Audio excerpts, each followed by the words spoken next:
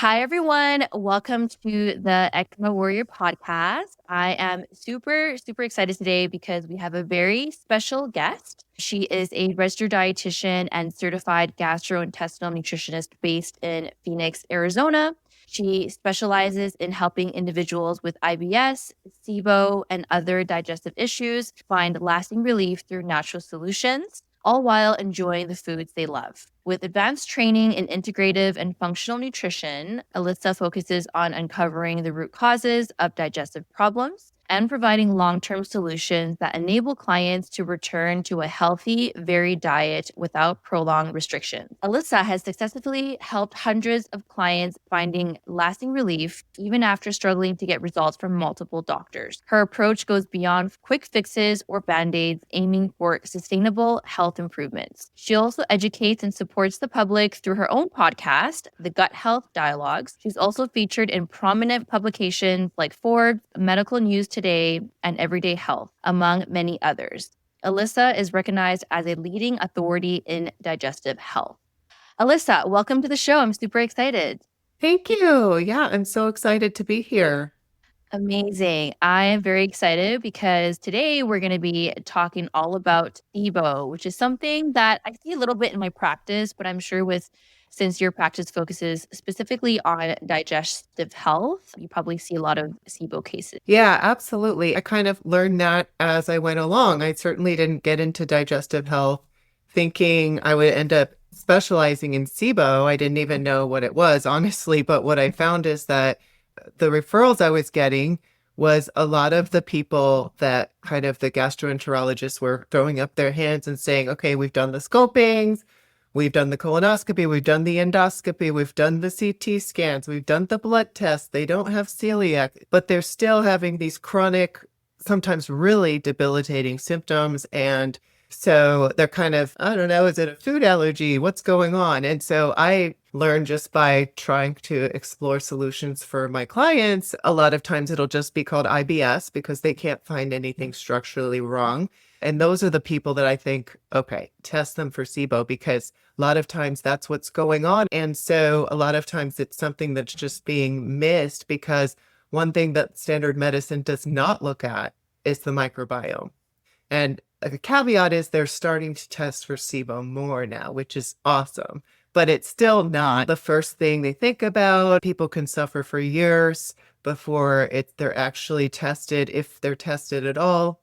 And then we'll talk about this more today. If the provider tests them, a lot of times they're not experts in SIBO. So the standard treatment is one particular antibiotic called rifaximin. It's very expensive. And that's it. There are a few different problems with approaching SIBO that way, which we can get into later. I have so many questions already. There's just so many causes and symptoms and treatments, different types of SIBO as well. I'm sure, Alyssa, you'll be sharing a lot of that as well. So for our audience, could you just explain what SIBO is? Yeah, SIBO stands for Small Intestinal Bacterial Overgrowth. And this is a big deal because we're not supposed to house bacteria in the small intestine. We're supposed to house our microbiome, which is all of our good bacteria, our probiotics bacteria, are in the large intestine. The large intestine has this thick mucosal barrier that's kind of like housing. Think of it almost like insulation in a ceiling. And that's where our microbiome lives. That's where a lot of digestion happens.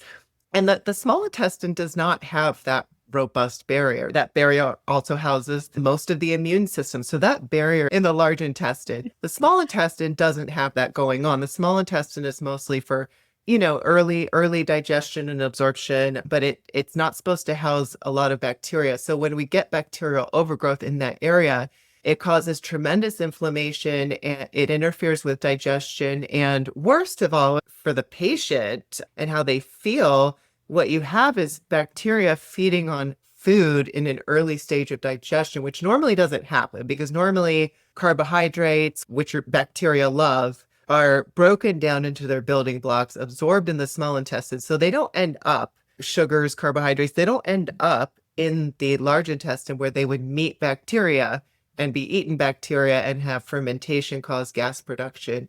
So none of that is supposed to happen, but that's what happens when carbs and sugars meet bacteria in the small intestine, and they have this heyday. The bacteria eat the carbs, they produce gas. The hallmark symptom of SIBO is bloating. Tremendous bloating is what we can see where the person looks pregnant. And I hear it every week. Someone saying, I look pregnant when they first come to me. Yeah. And if they've shown you pictures, you're like, wow, yeah, it starts like right. Sometimes everyone's different, but it can start right at the rib cage and just go out like pregnancy. And that's can be really painful as well. So yeah, it's a big problem. Did you want me to talk about the types? Yeah, if you can explain the different types of SIBO, because there's 3, right, to my understanding. There are 3 types. What differentiates them is the type of bacteria that are involved, or the type of microorganisms, I should say, that are involved, therefore the type of gas that's produced, the symptoms we get, and therefore the treatment as well that we use. So the 3 types are broken down. We actually classify them by the gas that's produced because that's how we test for it. So we have hydrogen type, we have methane type, and we have hydrogen sulfide. The way to test for SIBO, the best way we have is a breath test. And because there's no scope that's going to get all the way through the small intestine. The small intestine, if you lay it out, it's as long as a tennis court. We can't access it to get a good read on what's going on,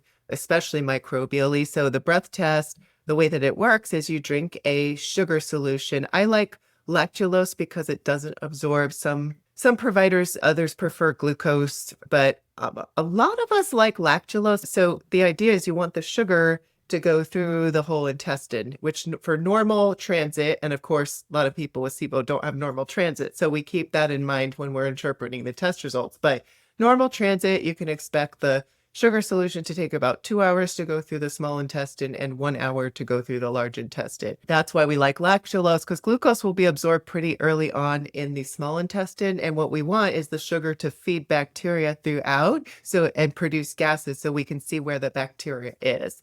So that's how the breath test works. So you drink the lactulose solution and then you collect breath samples over the next 3 hours. So that's how we test for it. And then we're able to see, do you have elevated hydrogen levels? Are they in the small intestine?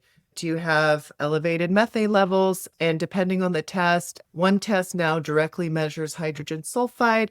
Those of us who are experienced in SIBO, we can read a hydrogen methane test and interpret if hydrogen sulfide is at play through some of the nuances of reading the test. And this is why I always tell people, if it's possible, we like to see a test result. Because a lot of patients too, their doctor's office will call them and say, you are positive for SIBO. Well, that doesn't tell us very much. So you were positive. What type was it? How high was the rated? Because if you have extremely high elevation, 1 round of antibiotics is not going to do it for you. I'm not saying we should do multiple rounds of antibiotics either, because there are downsides to that too, but we need a more comprehensive protocol.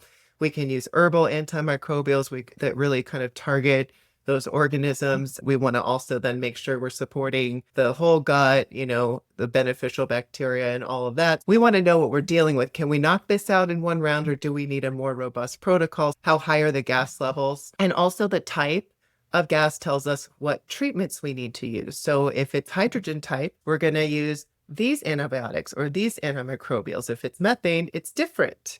Same with if it's hydrogen sulfide, completely different protocol. So if someone tells me, yeah, I was positive for SIBO, I took the antibiotic, it didn't do anything, I'm not surprised, because that happens more often than not. I would say for 2/3 of people, that one antibiotic's not going to do it. And those are the reasons why. So rifaximin, which is the antibiotic they'll usually prescribe, same as Xifaxan, it's the same thing, that will only target hydrogen SIBO. It won't target methane. So it wouldn't do anything in that case. On the other hand, if you have hydrogen, but your levels are sky high, that 1 round isn't going to get it all. So you might see some improvement, but maybe not all the way, or maybe you'll see improvement, but a few weeks later, the symptoms just come right back because it grows back. So when your patients come to you and they already have a SIBO result from their doctor, does it usually tell you like what type of SIBO they have? Or sometimes you have to actually go back to the doctor and ask him to show that in the result what type of SIBO they have? It depends. There are a few different labs and a few different ways I've seen it done. But basically, I want to see the numbers, the gas readings, the parts per million, and the different gases. So regardless of how it's presented, if I can see that information. But what I don't want to see is just like a positive, negative, because that's what doesn't really tell us very much. Do you find that the lateral breath test, or I mean, that's the main test people use to diagnose SIBO, is it quite accurate? Because I know that sometimes it can possibly create false negatives. Do you ever see that happen before in testing? Yeah, so some of those have to do with nuances of reading the test. I mentioned earlier, motility can be a moving target. So in a perfect world, we expect that 90 to 120 minute mark to be, or 0 to 120 minutes. That's the small intestine. That's where we're looking for overgrowth.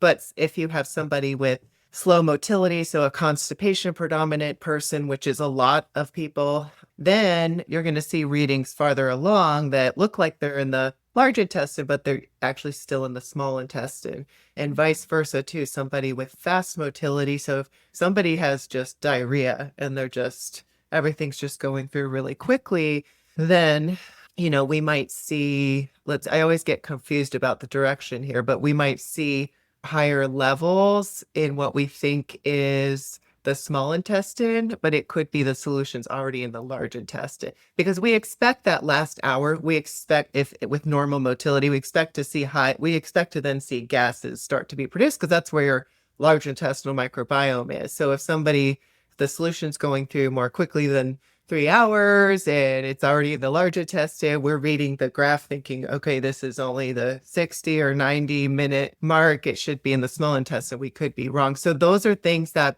you really need a skilled practitioner to take this into account, to read the test. So I had a person recently in the last few weeks, she has extremely chronic constipation, severe, and she had a flat line. What we actually saw too was we saw a flat line even in the large intestine.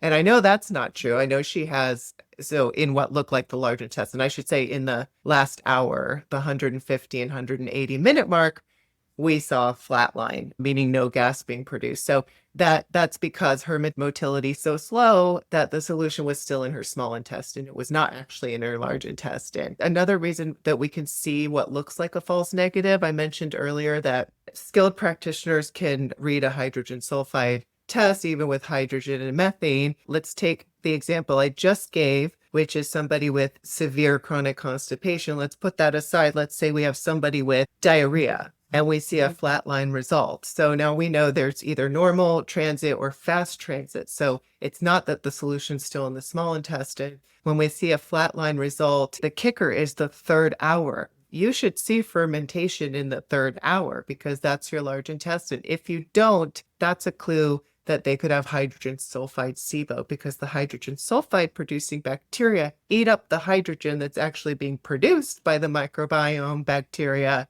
They eat it up to produce hydrogen sulfide gas. So we see a flat line. So we need to pair that test result with the clinical picture. Do their symptoms line up with hydrogen sulfide SIBO? There are some distinct symptoms that occur in hydrogen sulfide that we don't see so much with the other types.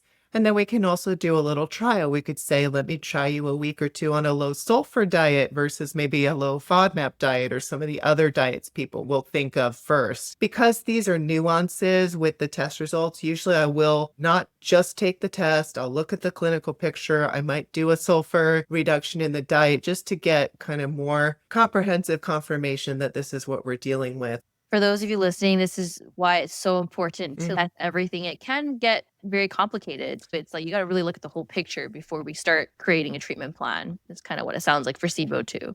Yeah, absolutely. The take home is it's a nuanced situation. You do want to find a practitioner. If you think you have SIBO, find someone who's experienced. Just keep advocating for yourself. Try to find somebody who's a little more focused on SIBO as their specialty, because that's not an uncommon situation. Yeah, there's always a solution to symptoms. So you talked a lot about like some common symptoms of SIBO. I know you mentioned like bloating is one of the most telltale signs of SIBO. What are some other symptoms that people can start looking out for and suspecting if they have SIBO? Maybe for people who haven't done the test yet, for example, and they're suspecting that they may have it. Yeah, so the symptoms of lots of different gastrointestinal conditions are annoyingly similar. There's a lot of crossover, but I'll tell you which ones are kind of similar across the board and then which ones kind of distinguish between the different types. We are also generalizing here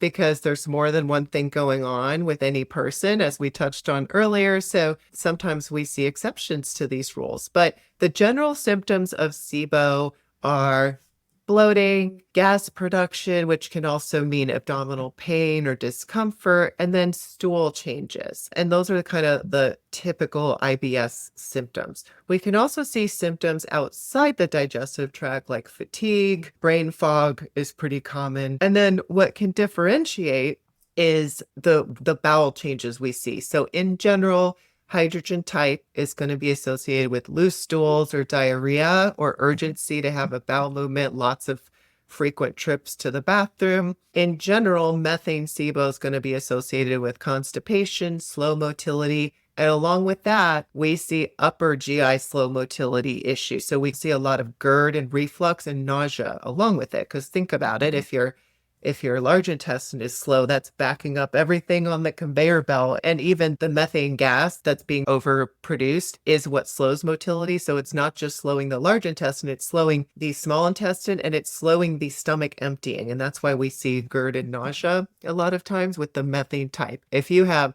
chronic constipation or chronic GERD, I would definitely have some alarm bells go off about potential methane SIBO. I mentioned that hydrogen sulfide has some really distinct symptoms. In general, hydrogen sulfide tends to be, and this is more just kind of a clinical observation, the sickest type, where people are just absolutely miserable a lot of times, just kind of all over. We could see diarrhea or constipation, and that depends on where the hydrogen sulfide producing organisms are, if they're in the small intestine versus the large intestine. So we can see it go either way. We see the, abdominal pain, gas and bloating, fatigue. We see joint pain. We can see dizziness, lightheadedness, headaches, tingling and numbness in the extremities. We can see like bladder pain or frequent UTIs can sometimes be associated with it. Some clues can be if you're sensitive to sulfur foods. So like sulfites are in wine.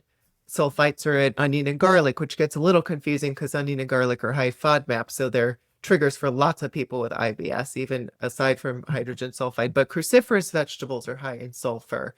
Proteins high in sulfur, amino acids that contribute to sulfur. Dried fruits, wine, beer, if those are triggers for you, if cruciferous vegetables are triggers for you, and you have some of these other symptoms, those would be other clues. Would they notice right away when you eat these foods? Like almost instantly they get this bloating and symptoms, or it can take a little while? It can take a little while. It can be right away or it can be delayed. It depends because, typical transit time of food going through the intestine is 12 to 24 hours. So, if the overgrowth is early on in the intestine, you could start to see symptoms right away. And then it also depends what kind of symptoms we're talking about. If it's gastrointestinal, we'll see those symptoms, as the bacteria starts fermenting. But if it's other parts of the body, that can be a little delayed because it's related to inflammation, which occurs maybe even a day or two later after the fact. Yeah, for eczema, it's kind of the similar thing. It takes a few days sometimes for a real flare-up to happen, and then usually like something in the gut flares first and then the skin afterwards.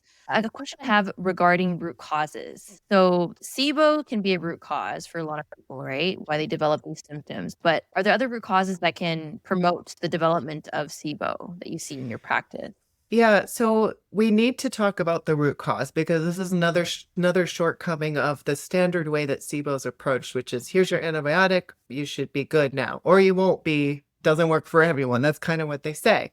But what they almost never do in the standard approach is think about what, and this is true beyond SIBO, this is for all kinds of conditions with our medical system, is they don't think about what's the root cause. So we need to talk about the root cause with SIBO because if it's not addressed, the SIBO will just come back. over and over again, and it'll just be a chronic thing. The main reason SIBO occurs, it's not because you ate too much sugar. It's not because you have a poor quality diet. Those things can contribute to its overgrowth, but it has to do with the small intestine not being able to clear itself. We have a mechanism that happens in between meals. It's called the migrating motor complex. It's different from peristalsis. Peristalsis is a churning motion that the stomach does as it's digesting food. Then about 45 minutes to an hour and a half after we've finished digesting our food and we're in a fasting state, this migrating motor complex is a muscular wave that goes through the smooth muscle of the intestine, and it clears food and bacteria through and out of the small intestine. So I'm mentioning this because we can have things that interfere with this motility, and that is at the root of most SIBO cases. And the most common cause of this is food poisoning.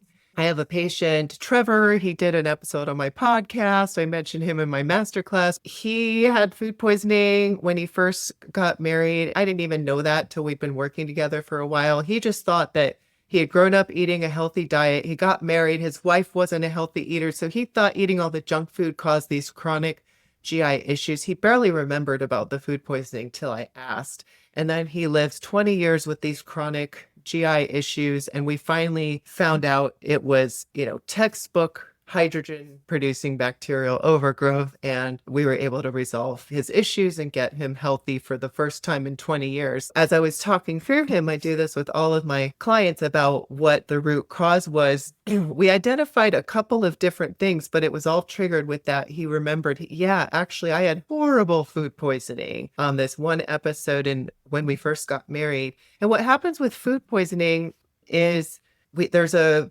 type of bacteria, there are a few different kinds that are involved in food poisoning. They have a toxin that our immune system develops an antibody to. There's a cell in our small intestine called a vinculin cell that our immune system thinks that it's this food poisoning toxin. It's an autoimmune, it's a mistake by the immune system. The immune system mistaking our own cells for something that's an invader. Then we develop these anti-vinculin antibodies. Our immune system thinks it's attacking the food poisoning toxin. It's attacking our small intestinal cells, and it makes it harder for our small intestine to clear itself. So that's why part of our process is supporting small intestinal clearing, and that's what we do with certain meal timing techniques and some supplements to help with that motility of the small intestine in people who have that going on. Other root causes, I'm just going to go down the list, but they have something to do with affecting the small intestine's ability to clear itself. So it could be vagus nerve dysfunction. That means that our gut-brain connection is interfered with, which happens with chronic stress.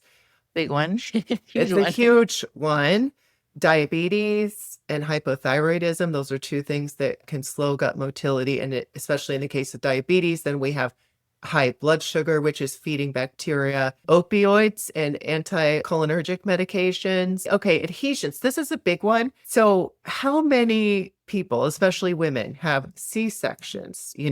How many people have hysterectomies, appendix removal, or people with endometriosis? So any sort of issue like that in the abdomen, so any surgery, or if you have endometriosis, you can end up with scar tissue that causes adhesion. So it's just touching, kind of adhering to the intestine. And so maybe where the intestine would normally be smooth, now it has little kinks and corners in it. And that can allow bacteria to build up. So that is a big one that I see actually quite often.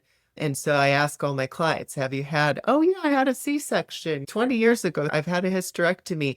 And, they just don't necessarily think about that being related because it can happen over years that you start to have these issues. So in that case, there are different modalities. There's visceral manipulation, which is non-invasive. A specially trained practitioner can kind of work on you manually to help work out those areas where there might be adhesion. So that's what I usually recommend for that. Other medications that can cause or contribute, proton pump inhibitors. Those are the acid reducing medications we see a lot.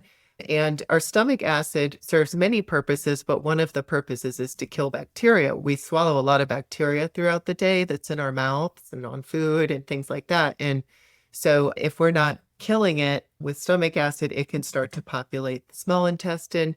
Antibiotics, anything that disrupts our large intestinal microbiome can kind of wipe out enough of the good bacteria that it allows opportunity for weeds to overgrow, weeds meaning less favorable bacteria. And if those are overgrown in the large intestine, then there's the opportunity for them to overgrow into the small intestine. I think, though, typically that would be, you would still have something interfering with the small intestine's ability to clear itself. But that could be usually, if you have that paired with, lots of antibiotics, you'll see kind of a perfect storm happen.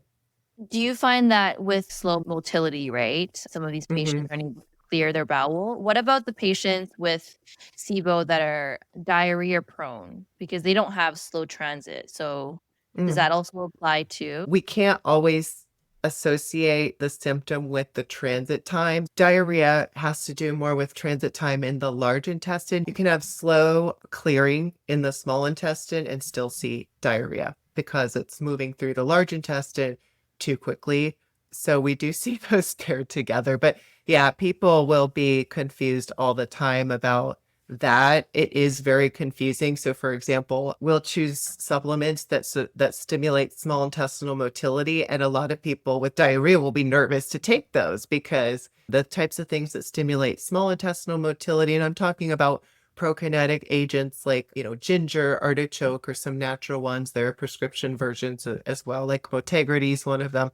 Those stimulate stomach emptying and small intestinal motility, which is what we're interested in with SIBO, but they're not going to stimulate large intestinal motility like a laxative or like a magnesium oxide. So it is two different things. Very confusing though, especially when you give someone with diarrhea a supplement that's called something like motility activator. And they're like, what are you doing to me? But it's different. Yeah. That makes sense. I'm sure my Yeah. audience would appreciate that explanation too, because I would be Yeah. confused. Like, wait, what? Uh-huh. That makes Yeah. sense. Yeah. Okay, I would love to talk about diet. I know you kind of touched a little bit about it, but how does diet contribute to SIBO and what kind of recommendations do you usually give depending on the type of SIBO too? So this answer is going to be annoying. It's all individual, but we do have frameworks and starting points that are very, very effective in most cases. And then you take that and individualize it. So we do have ways to calm things down quickly. And that really is the purpose of diet. So this is one really common misconception that if you have SIBO, you have to be on a SIBO diet, and that's like the end all be all. That's such a misconception. SIBO diet in that case would be some form of low sugar, low carb, low residue, or maybe low FODMAP diet, some way to starve the bacteria. I listed those because there are different versions of SIBO diets, but they're all trying to not feed the bacteria. And the helpful part about that is in the moment, you're not going to get as many symptoms. So if we're not feeding the bacteria, they're not producing gas today and bloating me today and tomorrow. So in the short term, the diet is a means of controlling symptoms, which is huge because people are miserable with SIBO. So if we can control symptoms, that's amazing. And that's how a lot of people can get stuck in these restrictive diets because you see symptom relief. It's like this miracle because a lot of these people have suffered with no answers for so long. And now you finally feel better. You're not going to stray from that diet for anything, but it's not killing off the bacterial overgrowth. It would take, we don't have clinical studies on this, but I think I heard Seebecker, who's a SIBO expert, once say it would take, and don't quote me on this, but years to starve the bacteria. We're not going to starve the patient to starve the bacteria. So the diet is not the treatment, but it is a really good way to control the symptoms and long-term to kind of help. If you're prone to SIBO, we clear the SIBO, we get a maintenance plan in place to address the root causes as best we can to prevent a relapse, not drinking large amounts of sugary beverages, eating high refined carbs diets. Those can be good as a maintenance strategy too. The different types of diets. Yeah, you'll see low residue. That one's kind of promoted a lot by Mark Pimentel, who's like the top SIBO researcher at Cedars-Sinai. There's the low FODMAP is used quite a bit. That's usually where I'll start because, dietitians and even naturopaths, we're more about nutrition and healthier diets, whereas low residue is a lot of just kind of junk white food and refined carbs, low levels of, but like white rice, white bread. So I'm more favorable to the low FODMAP diet. We see decent result with these different styles of eating. We also personalize it to the patient. I look first at how does this person normally eat and what's going to be the easiest next step for them. If they like a lot of healthy foods, they're probably going to do better with the low FODMAP than the low residue. But if they're like a, burger and french fries person, maybe the low residue will be easier for them as their starting point, and then we individualize it from there. And even then I tell them, this is what we're doing for now to keep you comfortable while we're working through clearing the overgrowth. And then we're going to reintroduce foods and build your diet back out to be as varied as possible. Because once we clear the overgrowth, people go back to tolerating those foods that were feeding the bacteria and causing symptoms when the overgrowth was there. Okay, this is a really important message for people listening, because I know a lot of times people will go on these kind of diets to heal their SIBO and they never come off of it. So what we're trying to say here is it's important to trial the diet as it helps to mitigate the symptoms, right? But at the same time, you need to be addressing the root cause and having an actual treatment protocol, because the diet helps with the symptoms, but it doesn't help kill off the SIBO. Similarly to Candida protocols, I don't like it when people just go on a diet and say, oh, just go on an anti-Candida diet and your symptoms will heal. That hardly ever happens. There needs to be something to get rid of the Candida, and we need to start adding back the foods slowly while you're having a treatment plan, with whether it's antimicrobials or herbal supplements, to address it. Some people get on these diets and they don't ever come off of it, and that becomes a different issue, right? Yeah, and then we see nutrient deficiencies. When you're not feeding the bacteria in the small intestine, you're also not feeding the good bacteria in your large intestine. So we see the microbiome become depleted, which leaves more room for less favorable to overgrowth. It actually long-term, to stay on these restrictive diets, makes the problem worse in that sense. Makes your microbiome weaker, less resilient, more vulnerable to other things overgrowing or taking hold, and things can just keep snowballing. So I know it's tempting when you start to feel better to stay in that place, but now that you know it's not going to kill the overgrowth, you would need to take some additional steps to fully address it. Right. So a common thing that I hear, and I think you mentioned this a little bit earlier, is that there is confusion between IBS and SIBO, and SIBO is often misdiagnosed as IBS. So can you explain a little bit more about this, and if you've seen that a lot with your patients? IBS anyway is a diagnosis of exclusion where there's no structural issues, the blood work's not off, the scans look normal, the scopes look normal. So it's a diagnosis based on symptoms description. That's, I think, where the misdiagnosis and SIBO is gaining knowledge and information about it still. It's kind of a newer thing. So I think a lot of cases that have been SIBO all along, the provider just didn't know about SIBO and was calling it IBS because it met the diagnostic criteria symptom-wise. And I think a lot of chronic cases of IBS have been SIBO all along. The studies show 60 to 80% of people with IBS have SIBO. A lot of them don't know it. And that's why I love talking about it, because for anyone listening, if you've had IBS and you're just like, yeah, this is just been told this is just how it is, you might have SIBO, and in that case, it's treatable, and you can go back to not having these chronic symptoms and living normally and healing your gut and eating a normal diet again and not having to deal with all the things that come along with it. So that's where a lot of the mixed diagnosis is, I think, is just that people haven't known that SIBO is a thing. There are other causes of IBS, so 60 to 80% of SIBO leaves, 20 to 40% of other causes of IBS. So IBS can also be large intestinal imbalance. So you could have no bacterial overgrowth in the small intestine, MMC's working fine, but you have low, like a imbalance of good to not good bacteria in the large intestine. That can cause similar symptoms, IBS-like symptoms. It could be not enough pancreatic enzyme production, so maybe we're not digesting fats well, and that can cause IBS-like symptoms. So there are other things that can cause IBS other than SIBO, but SIBO's the big one. And if someone comes to me, which happens all the time, every week, that has these symptoms and has never been tested for SIBO, I definitely throw that test in there to make sure we're not missing something.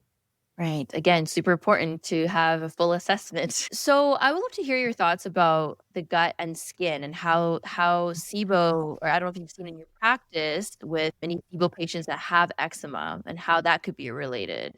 Yeah, so I do see it in practice, and it is related through the gut, through the leaky gut connection. So the SIBO causes, because of the bacterial overgrowth in the small intestine, causes inflammation, which breaks down that barrier between the gut and the bloodstream. It's actually just a single cell layer that separates the contents of the gut from the bloodstream. And with inflammation, those cells can pull apart, and then endotoxins and inflammatory molecules get into anything that's in the gut. Small pieces of food, microbes get into the bloodstream, and that can trigger or worsen inflammatory skin issues like eczema. So there's the leaky gut inflammation component. There's also the nutrient deficiencies. And you and I talked a lot about all this on my podcast, the Gut Health Dialogues, when you were a guest with me last week. But SIBO, it also causes nutrient malabsorption because so many of our nutrients are absorbed in the small intestine normally. So that inflammation causes malabsorption, and it can cause us to malabsorb fat soluble vitamins like A, D, E, and K, as well as zinc and biotin. And those are important nutrients for healthy skin. Right. Addressing the gut is very key here, healing the gut. Mhm. Yeah. So to wrap up the episode, Alyssa, is there like a number one tip that you would like to share to my audience for those who have been listening and suspect that they have SIBO, or maybe they have IBS and they're really like, wow, I have all the symptoms that Alyssa shared today. What would you recommend? I definitely think you should go be tested for SIBO if you're having Yeah. these symptoms. That's going to be number one. In the meantime, because it could take 2 or 3 weeks to get, I mean, if you can get into your gastroenterologist, I know here it's months for people to get into the gastroenterologist. So try to get a test. In the meantime, start on one of the plans. One of the gifts I have for your listeners today is a 7-day SIBO meal plan. I'll provide you with that link that you can put in the show notes. Start with a meal plan and see if it helps. That's another clue too. It's not diagnostic by any means, but see if it helps your symptoms, and that can be just another clue. And then if you're looking for somebody to help you, our team, we do nutrition and lifestyle coaching for people with IBS and SIBO and other stomach issues. So we can also help. You can go to our website at nutritionresolution.com and schedule a free 15-minute consultation with me. I'll talk through your symptoms and what you're dealing with, and we can tell you if we can help you and what working together would look like on that. We do testing, we do gut testing, SIBO testing. If we feel like you need stool testing, there's some other things we do on a case-by-case basis to help get the full picture of what's going on so that we can really create a personalized plan to get you feeling better, get you back to eating a varied diet, back to living your life and leaving the house and not being tied to the bathroom and not being embarrassed about gas or belching or all those things that come along with it. Yeah, that's what we're here for, to help our clients get to the root cause and start healing those symptoms that seem impossible to heal. But obviously from our conversation today, it's all the symptoms, SIBO can be healed with the right treatment plan and the right protocol. So thank you so much for sharing your wealth of knowledge around this topic. All of the links will be in the show notes, so we can find you on your website and your Instagram as well, right? Which is It's at Nutrition Resolution. perfect. Okay. That'll be in the show notes as well. So if anyone wants to learn more about Alyssa, you want to work with her, if you think you have SIBO and other stomach issues, you can reach out to her on Instagram or on her website. And that's it for today's show. Thank you so much, Alyssa, again, for coming on the show. I thought it was great to chat with you, and we'll be in touch.